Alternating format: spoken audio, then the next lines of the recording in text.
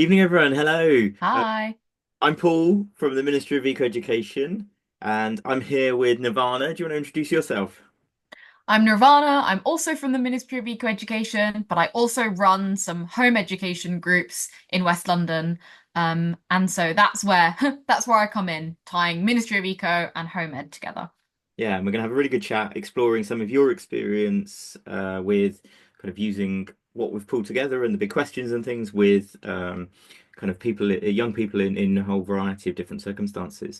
But before we get there, I'm going to dig a little bit deeper into what the Ministry of Eco Education is and kind of how it maybe relates a little bit to or is relevant to the kind of elective home education setting. Um, so kind of the Ministry of Eco Education is a charity, and we're funded by the Green Britain Foundation and also receive support from TLT solicitors.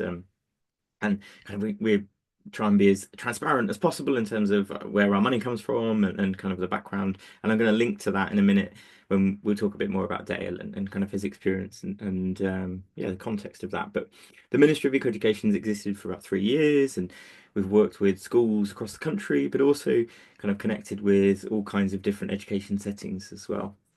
Um, I'm going to give you a little bit more of the context then of why the Ministry of Eco Education exists. And this is a really good summary of that. This is the warming stripes on the top there from Ed Hawkins at the University of Reading, and underneath are the biodiversity stripes from Miles Richardson at the University of Derby. And this really helps to communicate what's going on in the world at the moment. And so this goes from 1970 to present day, and you can see that dramatic change in temperature at the top there, where it's gone from much colder to warmer, and we've seen 1.5 degrees Celsius of warming. And then in terms of biodiversity decline, we've seen dramatic reductions in global biodiversity. And this actually is a tool that we've got made up as a banner and we kind of take to different places and use as a really useful learning tool as well. So this in itself has got loads of possibility. But so in terms of the wider setting, obviously the world is experiencing change. Uh, there's 1.5 degrees Celsius over the last 160 years, and we know that that is through human activity. It's human induced. There, it's actions and activity that we're doing that are causing that. Now, the wider picture in terms of young people and then kind of the general public, we know that young people feel really kind of disconnected from this, both in a sense of being disenfranchised from kind of understanding how they can have an impact or a positive impact. And then also there's this sense of misinformation and disinformation and just this, yeah, kind of wider sense of not really knowing exactly what's going on. And maybe there's a whole variety of reasons why that might be the case. What we also then see, though, is a real desire from young people to want to learn more. And maybe traditional education settings are really letting them down in this sense. It's not in the national curriculum. And yes, there are lots of schools that are picking up this kind of and kind of on their own initiative, making sure that they include this. But the reality is that yeah, young people are missing this and they really have a desire for it. And then the wider part to this as well is that 80% of people globally, so these are really widespread surveys that have happened around the world by a whole variety of organizations, but two-thirds, more than two-thirds of populations recognize the importance of this problem. When surveyed, they say, yes, I know this is a problem, and they really want governments to do far more. So there's this kind of dichotomy in that sense of people recognizing the problem, but they're disconnected again in that sense of actually the action they see. So that's the kind of wider problem. And then within the climate education and education for sustainability space, there's there's a kind of another challenge in itself in that so much of the support and resources and opportunities are just so disparate. They're buried on websites all over the place. And you'd have to go on a proper quest to be able to go and find those yourself, and you have to have so much knowledge and expertise to actually find them. There isn't a really good central place. There are some central places, but again, maybe they don't organize them in the way that it could be best presented. And then there's lots of competition for attention. So there's organizations and charities working in different spaces, but they're kind of butting up against each other and sort of trying to compete for people's attention rather than kind of coming together and sort of trying to have a cohesive message or approach. And then again, we've sort of referred to it. There's this real slow, particularly in the last 10 years. It was a glacial change, and if anything, it wasn't in the right direction. But from central government, are we seeing the change that we need to see? And I guess you could throw in things about business as well, and kind of some of those wider challenges in this as well. So, we came along and said, look, we think we've got a solution. What we wanted to do was weave together the best of the free resources and opportunities that were already out there. We've done that quest of finding, brought them together, and what we've tried to do is present them in a way which makes it much easier for people to integrate into whatever their kind of educational plans are and what their intentions might well be. What we've also got is a whole variety of support to, yeah, I guess guide people through this journey. And then also what we're really keen to do is more co-creation and collaboration. And we've kind of done a lot of that with educators and experts, kind of from this sustainability space. But again, that's something ongoing. And then what we've tried to do is also link what we've created to the Sustainable Development Goals and also other wider kind of frameworks and yeah, kind of structures, so that then there's value beyond kind of what we're piecing together. And what I wanted to do was then present a bit more about kind of what it is we've actually got. And so to get into that, I think this diagram really helps represent that. So at the heart of the Ministry of Eco-Education framework or approach, there are kind of 7 key themes. And they break down the world into kind of what we think is the really fundamental elements.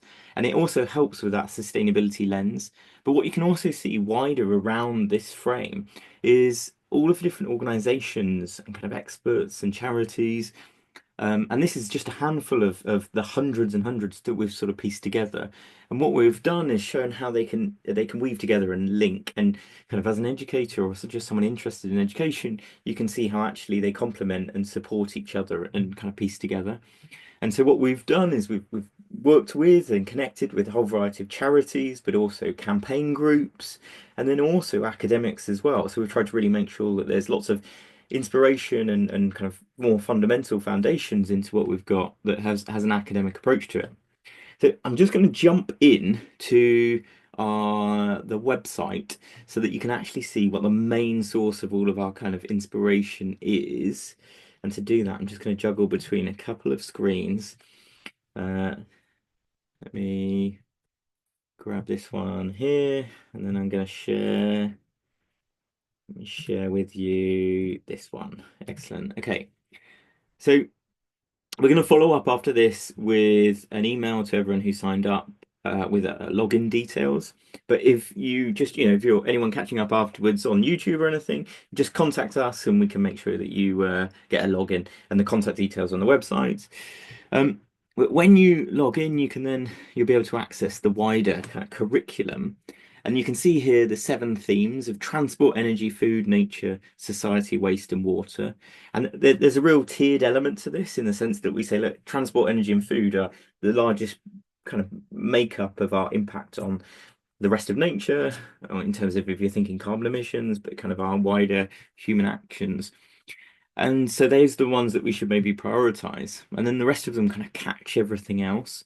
But what we've done then is if you click on one of the themes, it comes up with what we call a big question. And we think these are really fundamental things that young people should explore, that young people should be engaging with. They're these big, broader societal questions that we're, as a society, trying to grapple with. And young people are active, they should be part of society, they're active citizens, and they should be part of that discussion as well. And so I quite like this one. Is carbon a magic ingredient? And at the top of each of these sorts of questions, there's a bit of a kind of broader information, and we've linked in key texts as well. There's a book that maybe links to it. And then each of these lessons has a question that guides a series of activities. And these activities come together from a whole variety of different organizations and different sources. And you can sort of use these as a menu of opportunity that you kind of can choose how you might dip into or use them. And I guess what we've also done is linked in further opportunities as well so that they can be extended. But you can see here that each of them have got about 8 questions, and there's a real variety to those. Now, if I stop sharing there, I'm going to just dip back in to my presentation, because the website is a kind of the fundamental core of what we've got. But there are also some other things that I just wanted to nod towards. And depending on where you are in the country, it might be that they are also useful to you. So one of them is we've worked with communities across the country to create what we call bridging documents. But what they do is they link together the kind of framework that we've created and that structure with loads of local examples of sustainability. And they might be places you might want to go and visit or things just to explore within your local area that maybe are really positive success stories around sustainability. And actually, so there's an online map that links through to each of these across the country. The other one then is we've got a really active YouTube channel with more and more video content. This is a snippet actually from last year's COP, where we interviewed people live from COP to kind of gain their experience. But we've got a series called Ask an Expert that really gives an insight to real themes and areas of sustainability. I just also then wanted to highlight our team of experts that we have. We've got regional coordinators, and you can see Nirvana there, but we've also got Meryl up in the north or Hannah in the Midlands. So again, depending where you are, it might be that you can connect with your regional coordinator, and they can help support you or kind of link you through to other organisations. And then before I hand over to Nirvana, I also wanted to just talk a little bit more about um, Dale and his backstory in terms of the support he gives for the Ministry of Eco-Education and how our connection with Dale really supports what we're doing and helps kind of enrich and provide wider opportunity. So Dale owns Ecotricity, which is the UK's largest green energy company. And Dale also owns a company called Sky Diamond, which makes the world's most sustainable diamonds, sucks atmospheric carbon out of the sky, turns it into yeah, diamonds in over in near Bristol. There's Devil's Kitchen, a plant-based food company, EcoJet, a kind of all-electric airline. And then the other big one is Forest Green Rovers, which is the greenest football club in the world. And all of those are really good examples of sustainability in the real world. And again, they're avenues that people can dip into and explore more. And we've done some really interesting live lessons from Forest Green Rovers, and that's something that if people wanted to, could explore in even more detail. And again, the same with lots of the other companies and organizations. So Dale helps kind of really give us that real world context, and he helps give us direction. And he in himself is someone worth exploring and finding out more about as well. Now, just taking a step back then to the resources and materials, I'm going to hand over to Nirvana, who I don't know. Do you want to go straight into the slides, Nirvana? Is that Yeah, definitely. oh, okay? Okay, so I'm Nirvana. Like I said before, I run a couple of home education groups in West London. So both groups are, kind of each session will have between 6 and 11 children, age range of broadly 6 to 13. Um, Sometimes the sessions are an hour long, sometimes they're an hour and a half. And in these sessions, I use Ministry of Eco-Education resources. I know that maybe looking at the whole scheme of work thing, it might look a bit prescriptive to a home educator who is maybe more self-directed, but I can kind of say beyond any doubt that Ministry of Eco resources are really adaptable. You don't have to do every single thing on the list. The big questions are just like really great prompts. So, for example, in two of my groups, I'm currently using the scheme of work, which is called Is the Future Electric? Which is all about, so it's under the energy theme, and it looks at electricity, like how kind of Britain has used energy to create electricity, how we currently generate it, so fossil fuels versus renewables, and then thinking about solutions, so how we can, as a nation, use more renewable energy. So these are all like very real issues and issues that the young people love discussing, talking about what kind of energy they use or what they use their electricity on at home, and then using that to actually learn about how energy is created and apply it to their lives. This scheme of work is technically for Key Stage 3, so ages 11 to 14. That's what, if you were to follow the national curriculum, that's what the information it's covering. But as we said, it's very adaptable. There's no requirement to follow the national curriculum, obviously. So if your 7-year-old is interested in electricity, this could be the scheme of work for them. You would just adapt it to the parts that they can access versus the parts that you might leave a couple of months or a couple of years. So yeah, as you can see from these pictures, we created some wind turbines and they created some electric circuits. Yeah, very adaptable to either like a very small group of children at home or a larger group, up to 10 with some support. And Nirvana, in terms of the types of activities that we're drawing Mm, on, the resources we're pulling together, we've tried to be quite purposeful in those, that they're mm, the kind of interactive and inquiry based. So yeah.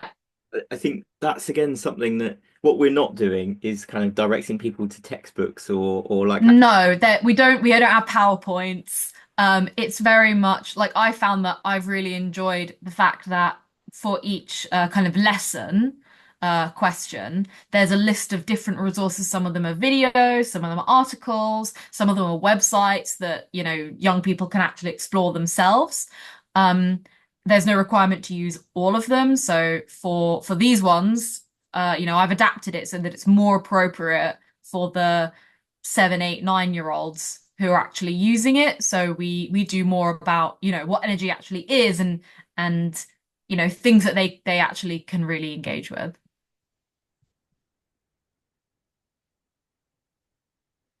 Okay, and I really think that the Ministry of Eco Resources work really well for home educators.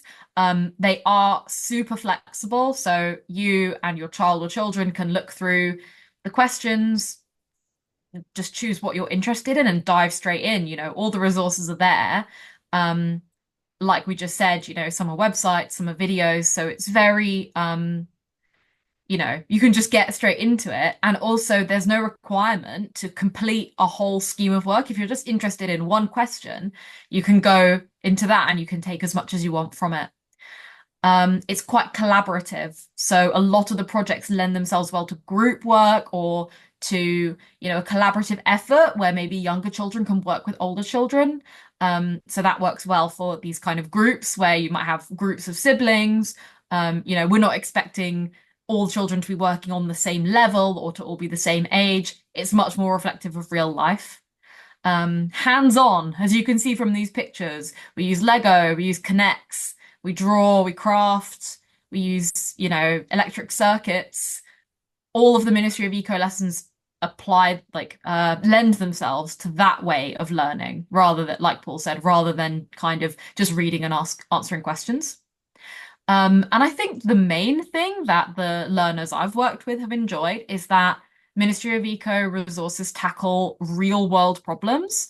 So, when we've looked at like nature questions and it'll say, why is nature disappearing? We've looked at kind of bird migration and how in London there are maybe not so many places for migratory birds to nest.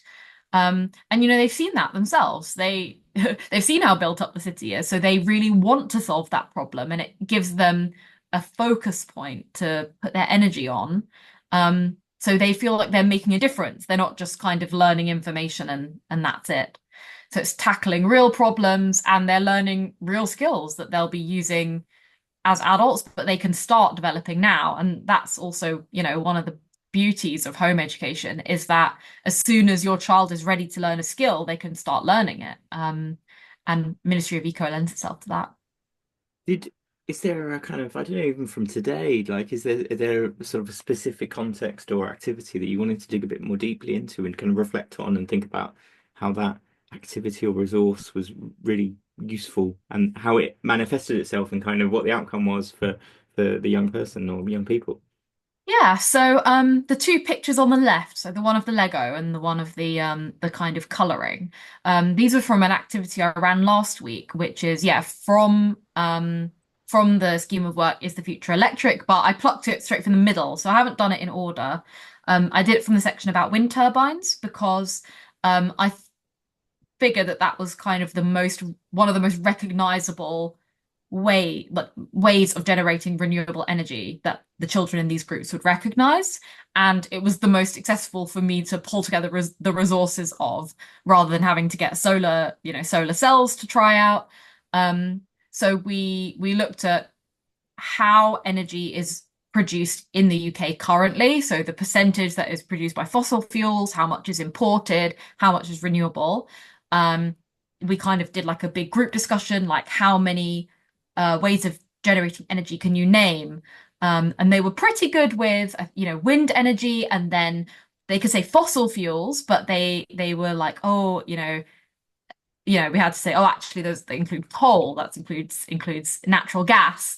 Um, and then I said, okay, I'm going to actually show you how a wind turbine works. The idea is that the kinetic energy of the wind turns a motor, and that generates electricity, which is then sent all over the country. So they had to build a windmill, a wind turbine that actually turned a stick enough to we did it so that it could drag a paperclip.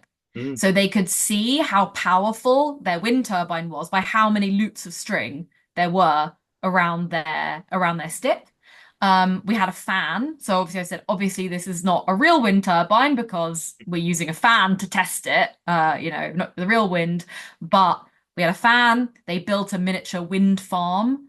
As you might be able to see, there's a strip of tape on the floor that's kind of delineated to the wind farm. And they had to see, how tall does my wind turbine have to be in order to catch the wind? And how can I make sure that the stick doesn't get pushed back and stop spinning?